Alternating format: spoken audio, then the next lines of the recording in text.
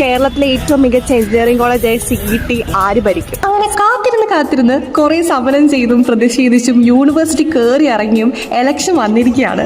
സാധാരണ കോളേജ് ഡേയ്സിൽ ഇയർഫോൺസ് വെച്ച് മുഖത്ത് അൾട്ടിമേറ്റ് പുച്ഛവും ആറ്റിറ്റ്യൂഡും ഒക്കെ ഇട്ടിരുന്നവർ അസാധാരണമായി ചിരിക്കുന്നു, മുണ്ടെടുത്ത് നടക്കുന്നു, നമ്മുടെ സ്റ്റോറീസും സ്റ്റാറ്റസും ഒക്കെ ലൈക്ക് ചെയ്യുന്നു, റിപ്ലൈ തരുന്നു. അങ്ങനെ ഒരുപാട് ഡ്രാമകൾ കണ്ട ഒരാഴ്ചയായിരുന്നു കേട്ടോ ഈ കടന്നുപോയത്. കോളേജിലെ ഓരോ കോർണറിലും ഇരു പാർട്ടിക്കാരും കളിയാക്കിക്കൊണ്ടുള്ള പോസ്റ്റേഴ്സും കാണാം. ഫസ്റ്റ് ഇയർ വന്നപ്പോൾ ആണ് അവസാനമായി ഇലക്ഷൻ നടന്നത്.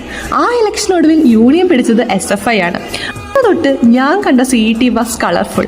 ലിറ്ററലി എന്നും ഈവൻസും ഫെസ്റ്റും സെലിബ്രേഷൻസും ആയിരുന്നു. CET is famous for 3 Ds: ദിശ, ദൃഷ്ടി, ധ്വനി. ഇതൊക്കെ നമ്മുടെ freshers cultural and technical fest ആണ് കേട്ടോ.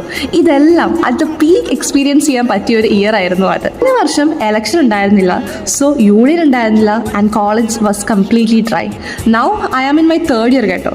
ഈ കൊല്ലം ഏത് യൂണിയൻ കയറിയാലും എനിക്ക് ഫസ്റ്റ് ഇയർ കിട്ടിയ പോലെ ഒരു കളർഫുൾ കോളേജസ് കിട്ടണമേ എന്നാണ് എൻ്റെ ഒരു പ്രാർത്ഥന.